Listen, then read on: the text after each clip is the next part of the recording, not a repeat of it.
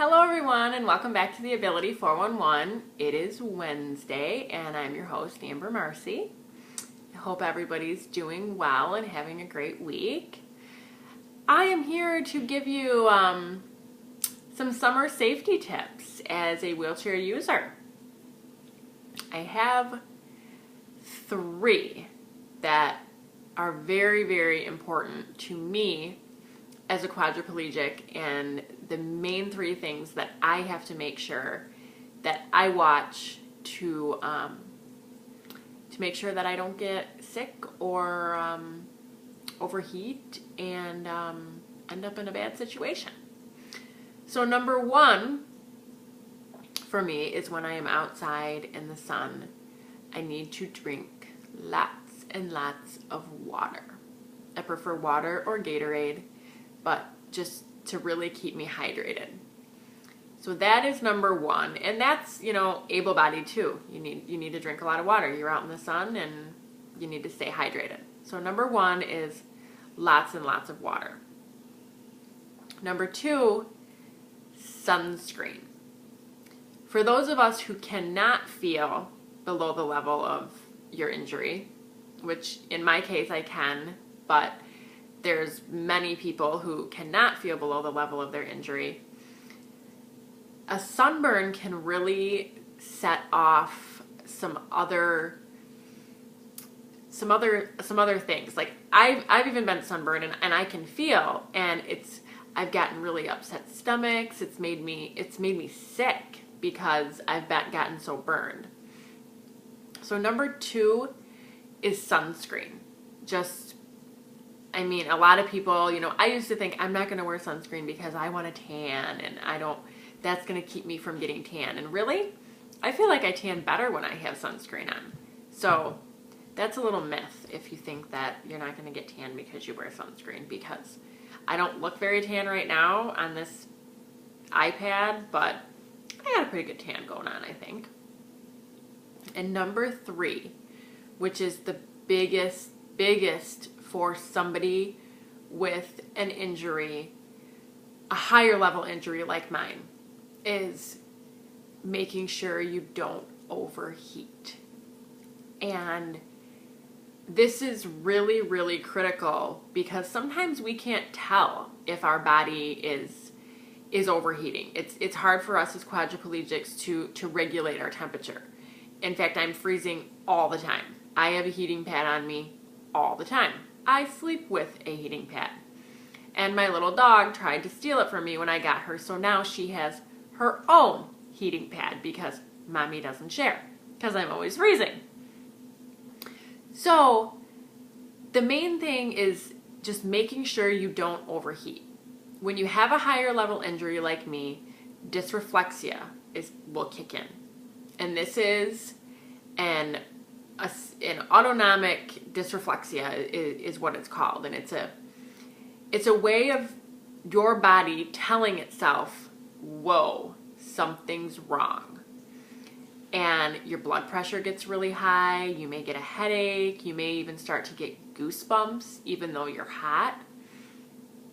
And this is a warning sign that you're overheating or something's wrong.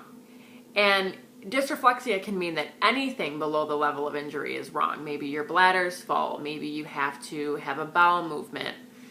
Maybe you've broken a limb and you don't know because you can't feel it. I've only had dysreflexia symptoms a couple times, thankfully. That has really gotten out of hand. But I have had a lot of dysreflexic feelings when I've overheated. And it's very, very important that you make sure that you're regulating your temperature and not out in the sun for too long, because sometimes your body doesn't know it's too much. Another thing I'm going to add, I know that I only said I had 3, but is air conditioning is really, really critical for people in our positions. I know that, back in the day, I'm sure there were people who were in chairs that didn't have air conditioning. And they were fine, or, maybe they had went dysreflexic and there was nothing they can do. And, dysreflexia can be really serious. I mean, it can take your life. And you don't want that just from being out in the sun too long or having a cath or bowel movement, broken bone, something below the level of injury that you can't feel. So that's really important. And that's something that I always make sure of. But I also always make sure that my air conditioning's working, in my car especially, because there's times when, I'm outside at an event and I feel that I'm overheating and maybe there isn't a building to go into. So it's really, really critical that I have air conditioning that works in my vehicle, because that's the only way to really bring my body temperature down rapidly, and is that cool air on me. So those are I said I had 3, but 4 tips for really making sure that you're safe in the summer. I mean, yeah, there's a lot of other things, always make sure, if you're swimming, you have a friend with you, especially with a disability. It's, things are scary. Some of us are in chairs because something with swimming went wrong, a diving accident or something of that nature. So it's just being smart and not taking the heat for granted, and just being out there and loving it and not paying attention to what your body's telling you. So my 4 things: sunscreen, air conditioning, overheating, and what was my first one? Water. Water. Making sure that you drink lots of water. So I know this video was a little bit all over the place. I am extremely tired. It's been a really long day. So I hope you're bearing with me here this Wednesday. I hope you all have a really good week. And if you have any more questions for us, you know where to find us.